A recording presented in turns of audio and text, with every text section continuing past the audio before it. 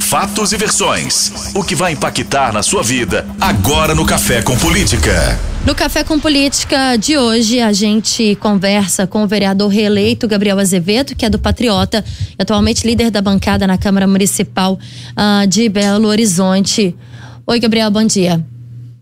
Bom dia, Thalita, bom dia, Ricardo, um prazer. Rodrigo, bom dia estar com vocês aí na Rádio Super. É um prazer falar com os nossos ouvintes. Bom dia, vereador. Vereador, ontem o senhor acompanhou de perto a entrevista do prefeito Alexandre Calil ao programa Roda Viva da TV Cultura, e essa entrevista que, claro, já ganhou aí as manchetes e repercutiu e muito por duas situações. Uma delas pela quantidade de críticas que o prefeito Alexandre Calil fez ao governador de Minas Gerais, Romeu Zema, e outra questão porque ele não disse, né, que não poderia ser candidato à presidência da República. Disse que poderia sim, ou que se fosse convocado, né, poderia partir aí para essa situação. Eu queria saber como é que o senhor analisa essas falas do prefeito Alexandre Calil ontem.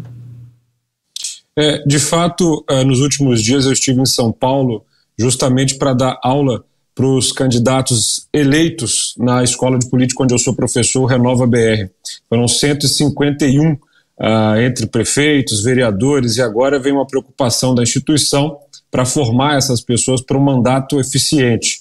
E ontem tive alguns veículos de comunicação em São Paulo, um deles a TV Cultura, onde o prefeito Alexandre Calil deu essa entrevista.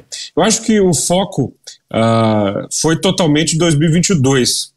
Está evidente que você tem uma disputa traçada entre o governador Romeu Zema e o prefeito Alexandre Calil. Eu insiro ainda nesse processo o senador Rodrigo Pacheco. Vale lembrar que o PSD e o DEM são partidos que ampliaram as suas prefeituras em Minas Gerais.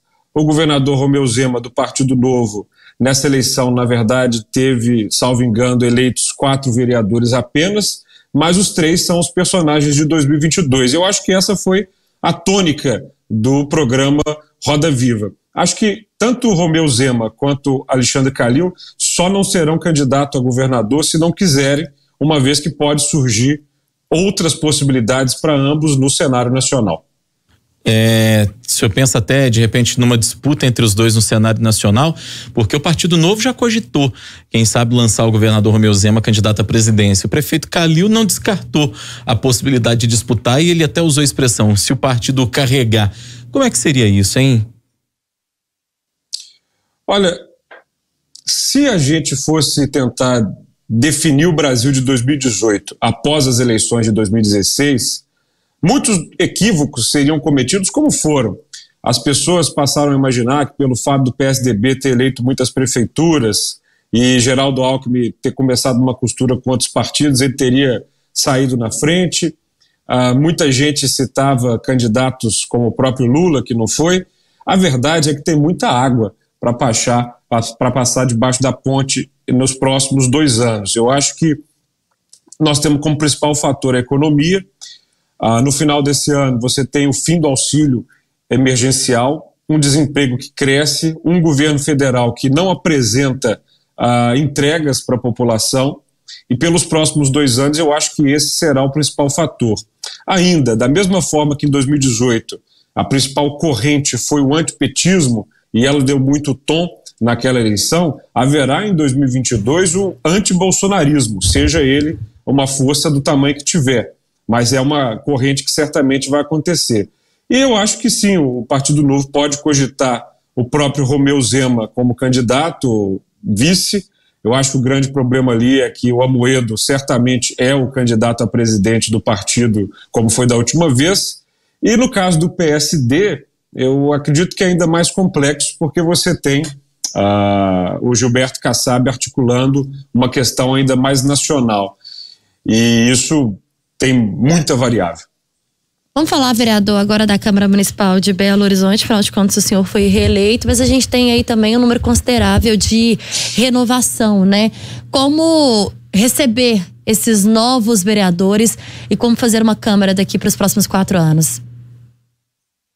Eu estou muito esperançoso, sabe? Eu conversei com muitos dos colegas que foram reeleitos, somos 17, e vários entenderam, de certa forma, para onde os ventos estão soprando. Tem eles todos o desejo de uma Câmara mais produtiva, mais conectada com a sociedade, e eu espero que assim seja. Entre aqueles que estão se elegendo sem estar no mandato, né, os 24 que se elegeram, eu também tenho conversado com muita gente a fim de trabalhar, a fim de cuidar de Belo Horizonte.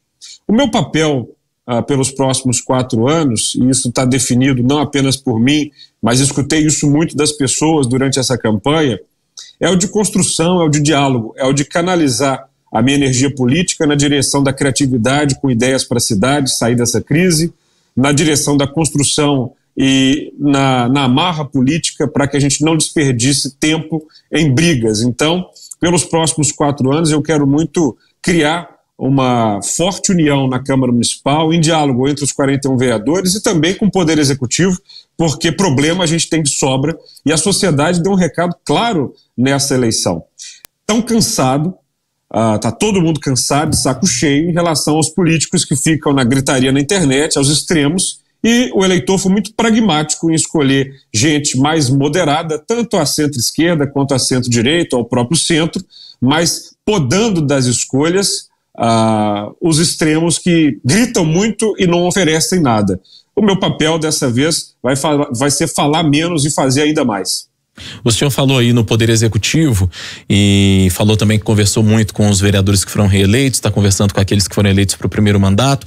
O senhor imagina para essa próxima legislatura uma Câmara mais independente em relação ao Poder Executivo ou mais afável em relação ao Poder Executivo e ao prefeito Alexandre Calil? O que dá para fazer de prognóstico para o que vem por aí em breve?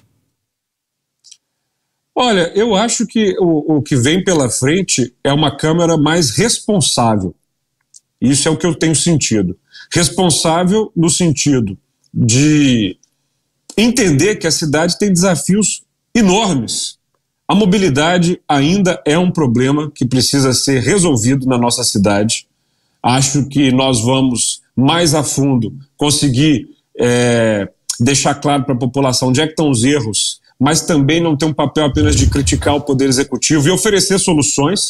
Ontem o prefeito falou que está esperando, olha, mobilidade, pessoas em situação de rua e outros temas mais tragam a solução. Pois bem, eu acho que esse é um papel da Câmara Municipal, escutar especialistas, escutar quem entende do assunto e levar para a Prefeitura, portanto, o que pode solucionar esse fato terrível de ter gente ainda numa condição muito ruim nos ônibus da cidade, o que se agravou na pandemia.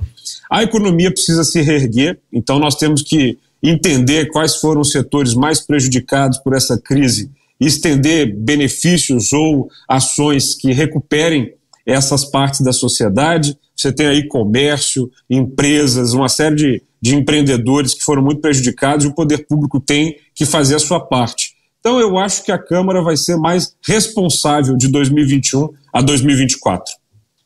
Vereador, em relação ao comércio, à pandemia, a gente vê um aumento no número de casos da Covid-19. Trouxemos, inclusive, há pouco aqui no Super N, uma matéria que falava exatamente sobre isso, né? Muito também pela eleição, onde as pessoas saíram, foram votar e esse número aumentou no Brasil de uma forma geral. Na semana passada, o prefeito Alexandre Calil convocou uma coletiva e afirmou que ainda não fecharia a cidade mais uma vez, mas que faria isso se fosse possível. Claro, reações aí diversas, principalmente do comércio, com muito medo de que a cidade possa ser fechada. Como que o senhor avalia essa questão? Vírus não tem partido nem lado, né? Ele pega em qualquer um e exige de todo mundo cuidado. A responsabilidade com Belo Horizonte não é do prefeito, do vice-prefeito ou de 41 vereadores apenas. É de cada cidadão. Você tem uma larga parcela da sociedade fazendo a sua parte, higienizando as mãos com álcool em gel, utilizando as máscaras, não se aglomerando e, sobretudo, no comércio, a maior parte dos exemplos é positiva, de bares, restaurantes, lojas, de muita gente que se adequou. Lamentavelmente, há sempre uma pequena porção de irresponsáveis que faz a cidade pagar um preço por isso. A taxa de transmissão ainda continua na faixa amarela, A ocupação de leitos também ainda não faz com que nenhuma medida tenha que ser tomada, mas isso envolve a participação de cada um. A vacina, eu acho que é uma realidade prevista para o ano que vem. Até lá, nós teremos que continuar agindo para que a curva seja achatada e que para que Belo Horizonte siga como está, uma cidade em que o número de óbitos é menor do que a média nacional e que ninguém que precisou de leito não teve um leito. Então esse eu acho que é o grande objetivo, e fora disso é teoria da conspiração e politicagem. Eu acredito que é papel de todo mundo entender que cada um é responsável pelos cuidados que a capital precisa ter. O senhor, inclusive, teve a doença, né? Ficou isolado, sentiu alguns efeitos da doença. A gente se lembra disso por aqui. Que juízo que o senhor faz, vereador, dessa polêmica que envolve a vacina, se ela deve ou não ser obrigatória, se deve-se ou não acreditar na vacina chinesa, na politização até que promoveram o governador de São Paulo, João Dória, e o presidente Jair Bolsonaro? Nós temos que parar de dar atenção a maluco nesse país, cara. Pelo amor de Deus, a gente está voltando no início do século passado, com gente que quer fazer guerra contra a vacina, com biruta de teoria de conspiração, com pessoas que ficam fazendo a sociedade inteira prestar atenção num discurso que é pura perda de tempo. Se a vacina chegar, ela for neozelandesa, australiana, africana, polonesa, o que for, brasileira, vamos tomar, é claro. As pessoas confundem liberdade com egoísmo. Eu tenho o direito de não tomar a vacina. Não, você não tem não, cara. Você não tem não porque você convive em sociedade. Nós estamos falando de um Brasil que já avançou muito com campanhas maravilhosas como o Zé Gotinha e tantas outras iniciativas que erradicaram doenças que matavam aqui, né? Eu não tenho direito de dirigir na Afonso Pena a 18 km por hora, não é porque eu não posso, é porque eu posso prejudicar alguém, né? Eu não posso dizer o que eu acho ou o que eu penso ofendendo as pessoas, porque eu vivo em sociedade. Tem que parar com essa birutice de confundir liberdade com egoísmo, né? Isso não é liberalismo, é burrice. Então a vacina, obviamente, vai ser extremamente bem-vinda. Eu estou torcendo pela ciência, como sempre torci, para que as vidas sejam salvas e para que a gente volte até a vida repleta daquilo que faz sentido. Quantas pessoas perderam seus parentes? Quantas pessoas estão há meses sem abraçar mãe e pai? Quantas pessoas estão a fim de ter os seus comércios, seus negócios, sua vida de volta? Escolas que estão precisando abrir com pessoas que não aguentam mais ficar em casa. Então, enquanto tem uma parcela enorme de gente esperando essa vacina chegar, tem gente completamente burra, retardada, que fica fazendo a gente perder tempo com um discurso maluco na internet. Hora do bate-pronto. No Café com Política, hora do bate-pronto. O senhor já conhece respostas objetivas, combinado, vereador? Combinadíssimo. Para começar então, vereador, BH pós-pandemia. Precisa de todo mundo para ficar de pé. Vacina, obrigatória ou não? Obrigatória. Prioridade para o seu próximo mandato. Belo Horizonte inteligente, entendendo onde vai cada centavo do dinheiro público. Volta às aulas. É necessária com todos os cuidados. A prefeitura tem investido 40 milhões para adequar as escolas. Isso é prioritário. Calil, em uma palavra. Pode ser um prefeito melhor no próximo mandato, sendo mais democrata. Governador Romeu Zema. Se continuar no TikToker, tem mais 2 anos de mandato apenas. E o Brasil no combate à pandemia? Uma tragédia, porque somos presididos por um imbecil. Vereador reeleito pelo Patriota em Belo Horizonte, Gabriel Azevedo, nosso convidado de hoje aqui no Café com Política. Vereador, obrigado pela entrevista, sempre bom ouvi-lo. Prazer é todo meu, gente. Fico à disposição e agradeço muito a população de Belo Horizonte por ter me conferido a honra de uma reeleição. Vou exercer o mandato de 2021 a 2024, não sou candidato à reeleição e quero muito me dedicar nos próximos 4 anos para preparar aqueles que queiram ocupar um cargo na Câmara Municipal em 2024, porque democracia também é rotatividade. Obrigada, vereador. Boa sorte para o senhor nessa empreitada, né? Que continua aí, né? Porque o senhor já é experiente, já está aí nesses 4 anos. Mas a renovação, ela também precisa acontecer.